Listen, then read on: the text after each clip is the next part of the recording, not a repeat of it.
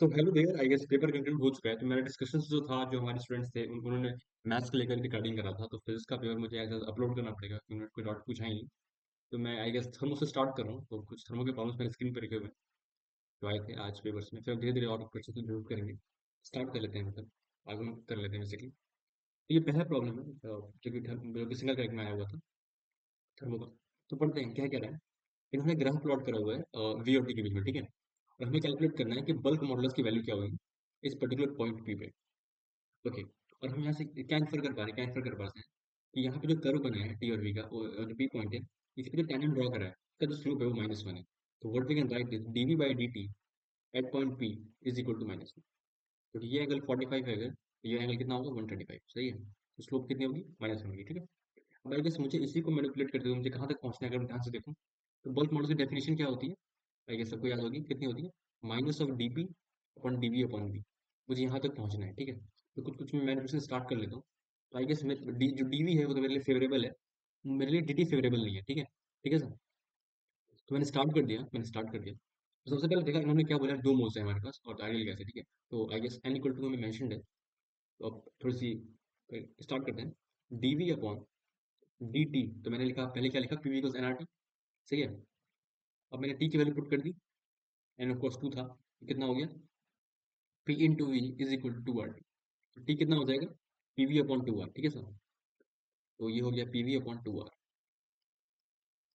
Is equal to -1, ठीक है। तो 2 आर तो कांस्टेंट ऊपर आ जाएगा, तो कितना हो जाएगा 2 r d v upon d PV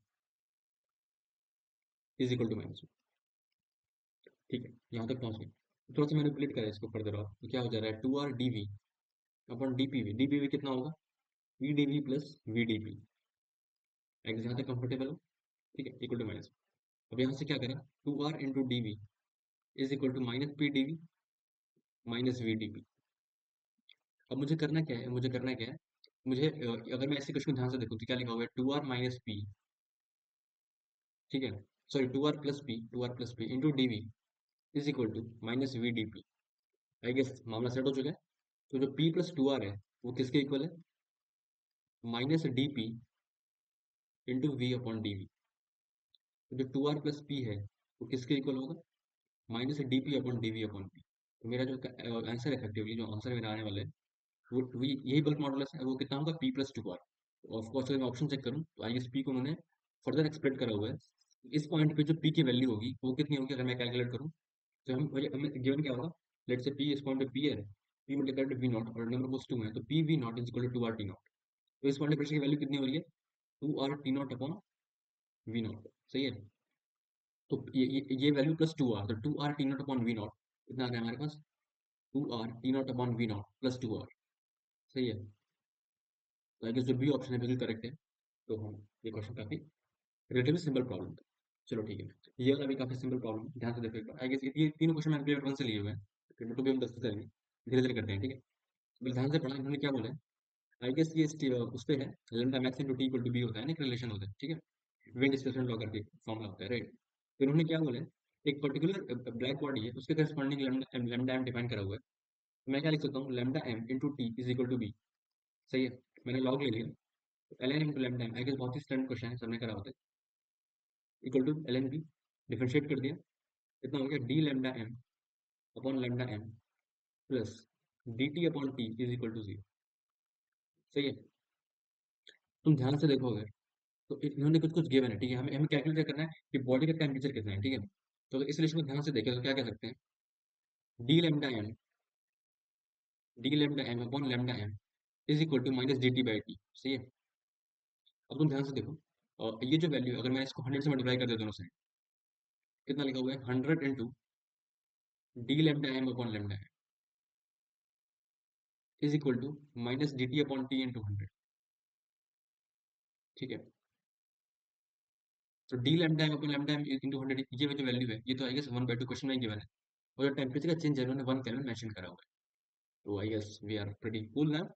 तो ये कितना हो जाएगा, -1/2 is equal to -1 upon t into 100। तो आई गेस यहाँ से टेम्परेचर कितना आ रहा है हमारे पास, 200 केल्विन, ठीक है। I guess this pretty cool, समझ आया होगा प्रॉपर। आगे बढ़ते हैं। ये कर लिया हमने, अब ये वाला क्वेश्चन पढ़ो एक बार। वैसे करने को क्वेश्चन काफी सिंपल तरीके से कर सकते हैं, क्योंकि हमें बस इस प्रोसेस का वर्जन कैलकुलेट करना है, तो काफी सिंपल तरीका है सॉल्व करने का। बट मैं थोड़ा सा इसको अ, अच्छे तरीके से समझाता हूँ क्वेश्चन है क्या बेसिकली। इन्होंने क्या बोला, मैं सब कुछ कैलकुलेट कर रहा हूँ। इनफैक्ट मैं ये भी कैलकुलेट करता हूँ कि सी की वैल्यू होगी कितनी, राइट। मैं ये भी कैलकुलेट करना चाहता हूँ। मैं क्वेश्चन को काफी अच्छे तरीके से अप्रोच कर रहा हूँ, ध्यान से करो एक बार। इन्होंने क्या बोला है कि जो ए बी प्रोसेस है, उसमें जो स्लोप है वो सी बाई पी है। मुझे सी भी नहीं पता। और इन्होंने क्या बोला है कि उस प्रोसेस में जो वर्क हो रहा है वो एम इंटू सी है। मुझे एम की वैल्यू कैलकुलेट करनी है, ऐसा उन्होंने बोला है। चलो ठीक है, बट ध्यान से फिर से समझते हैं एक बार क्वेश्चन को। तो ये काफी अच्छा प्रॉब्लम है, मतलब प्रॉब्लम तो काफी आसान है, बट जिस तरीके से हम इसको समझेंगे काफी लिटिल आसान है। ठीक है, ठीक है। तो मैं अगर इस प्रोसेस के लिखूँ तो क्या लिखूंगा, ये वी और टी के बीच में ग्राफ प्लॉट करा हुआ है, तो मुझे क्या लिखना चाहिए, d v upon t, sorry d v upon d t should be equal to, इस प्रोसेस के लिए क्या लिखूंगा, सी अपॉन टी। सही है, बट अब ये तो इक्वेशन है, और दो कंडीशन मुझे पता है कि थ्री वी नॉट कॉमा 300 और वी नॉट और टू वी नॉट कॉमा 600, ये तीनों इस कर्वेचर पे लाई कर रहे हैं, क्योंकि जो ए बी प्रोसेस है इसमें ये दोनों पॉइंट्स लाई कर रहे हैं। ये भी इन्फॉर्मेशन मुझे पता है। तो और ये डिफरेंशियल इक्वेशन क्वेश्चन में गिवन है, तो इसको लेके मैं प्रोसीड करता हूँ, और मैं फर्दर कैलकुलेशन प्रोसीड करता हूँ। ठीक है, और क्योंकि ये क्वेश्चन अगर ऐसे सॉल्व करना हो तो काफी सिंपल है। हमें क्या करना है, इस प्रोसेस का वर्जन कैलकुलेट करना है। तो मुझे क्या करना है, इंटीग्रेट करना है पीडीवी को इस वाले कर्व से करस्पॉन्डिंग, राइट। ये तो वैल्यूज होगी, तो तुम देखो यहाँ से, अगर तो पीडीवी कितना हो जाएगा, तो क्लियरली सीडीटी हो जाएगा। आप इंटीग्रेट कर दिया, टेम्परेचर कहाँ से आ जाएगा, 300 600। ये तो मतलब ऐसे ही हो जाएगा कि आएगा 300 से आ जाएगा, नहीं। बट मैं थोड़ा अच्छे से क्वेश्चन को सोचना चाहता हूँ। ठीक है, 300 से आ रहा है, लाइक आंसर तो ऐसे निकाल सकते हैं, बट लेट्स से मुझे सी भी कैलकुलेट करना हो इफेक्टिवली, लाइक तो कैसे कर सकते हैं, और तो वर्किंग पूछ सकता है, और बहुत सारी चीजें हो सकती हैं। तो मैं थोड़ा काफी अच्छे से इसको सॉल्व करता हूँ। ठीक है, प्रॉपर डिफरेंशियल लगा के सॉल्व करते हैं, और काफी लर्निंग मिलेगी हमें। ठीक है, तो स्टार्ट करते हैं।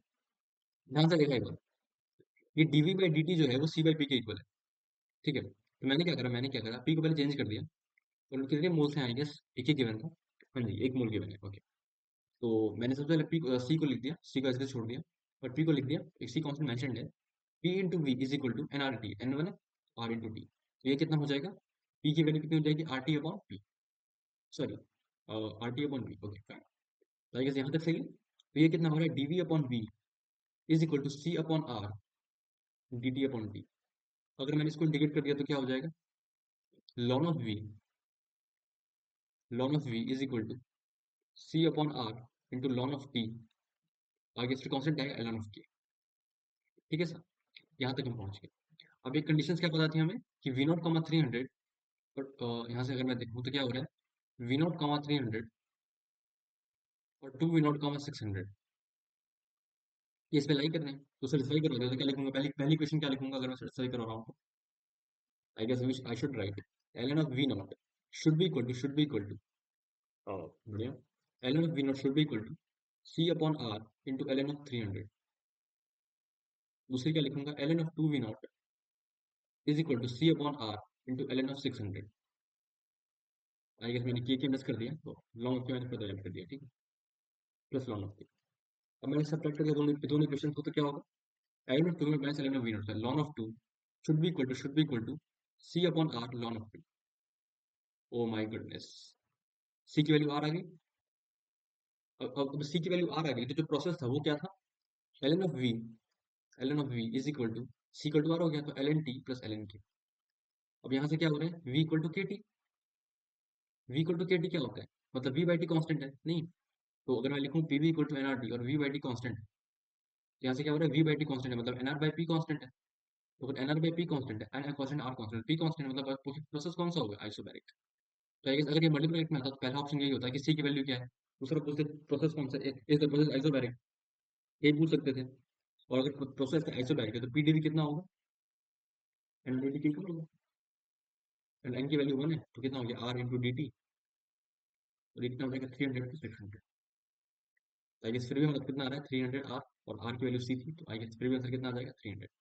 आई गेस ये तरीका काफी सही लगा होगा आपको, हमने काफी कुछ इसमें डिस्कस किया।